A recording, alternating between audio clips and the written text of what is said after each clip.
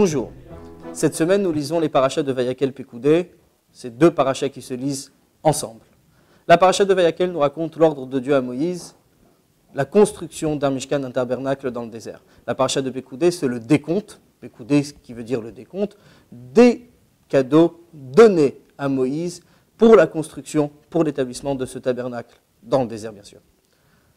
Donc, les parachas de Vayakel Pekoudé, avec lesquels on termine justement ce deuxième livre de la Torah, nous racontent très largement à combien le peuple a participé à la construction du tabernacle, à combien le peuple a participé à ce que ce tabernacle soit établi réellement dans le désert. A priori, c'est quelque chose qu'on a déjà vu dans la paracha de Teruma Tetzavé.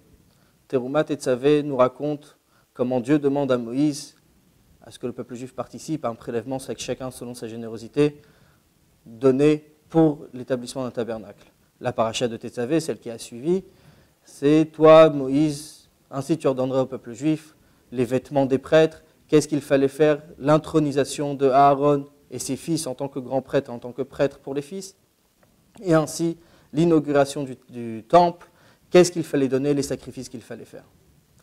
Moshe rassemble le peuple, nous sommes le jour de Kippour, quand Moshe descend après avoir passé 40 jours et 40 nuits sur le mont Sinaï. Moshe rejoint son peuple et raconte ce que Dieu lui demande de faire un tabernacle dans le désert, donc une maison pour lui. Moshe rassemble tout le peuple, d'ailleurs comme le nom de la paracha l'indique, Vayakel, Moshe rassemble, c'est juste après la faute du veau d'or. Moshe descend du mont Sinaï et demande au peuple, ainsi Dieu demande à résider parmi son peuple. Comment? Par l'établissement d'un tabernacle, par la construction de ce tabernacle et la participation de chaque juif. La paracha de Vayakel, puis la paracha de Pekoudé qui est tout de suite lue en même temps. Le décompte, comme bien chacun donné, et d'ailleurs la Torah le dit que le peuple a été très généreux. Ve'amlacha ita dayam ve'oter, le travail était suffisant et il en restait. A priori, pourquoi le répéter? Pourquoi être si large dans une histoire qui nous a déjà été racontée? De plus, être si large dans un fait, la construction d'un mishkan, un tabernacle aussi important qu'il était, une maison pour Dieu, parmi le peuple, à l'intérieur, dans ce désert, pendant cet épisode que le peuple juif ait pu traverser jusqu'à l'entrée en Israël. Mais quand même, pourquoi être si large dans une construction, un établissement, combien le peuple juif a donné, combien ils ont participé, les matériaux nécessaires? D'autant plus qu'on l'a déjà raconté. Dans la paracha Teruma et Tetzavé, c'est quelque chose qui a déjà été raconté d'une manière très large, d'une manière très longue. 2 parachas entières ont été consacrées à la demande de Dieu à Moïse. Qu'est-ce qu'il fallait faire pour la construction de ce tabernacle? Pourquoi le répéter donc dans la paracha encore une fois de Vayakel Pekoudé? D'autant plus qu'on sait que la Torah ne dit jamais quelque chose 2 fois. Donc pourquoi le répéter? Si on revoit un petit peu l'histoire, Moshe se trouve sur le mont Sinaï pendant 40 jours et 40 nuits. Moshe, dans une situation spirituelle très haute, comme la Torah nous l'indique, pendant ces 40 jours, Moshe ni but, ni mangea. Moshe était comme un ange. Pendant 40 jours et 40 nuits, Dieu lui parlait.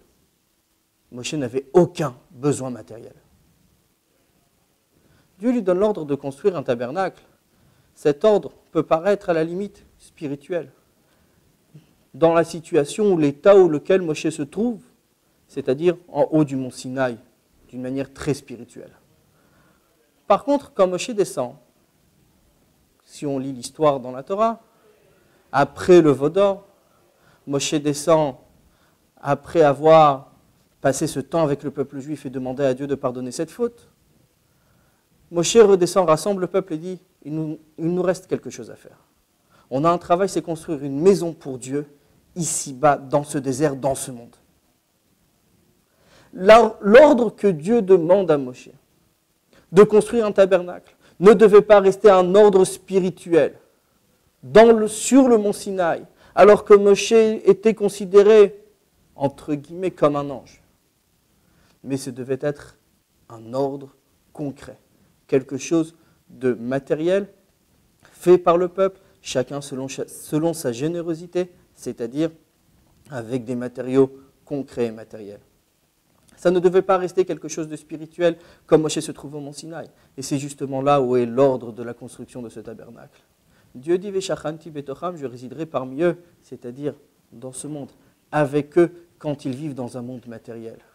Dieu voulait résider avec ce peuple dans un monde concret, par des actions concrètes, avec des matériaux concrets. Le but était de transformer la matière en spirituel et de faire de ce monde-ci, de ce monde ici-bas, une demeure pour Dieu Tout-Puissant. C'est la raison pourquoi cette paracha est répétée 2 fois.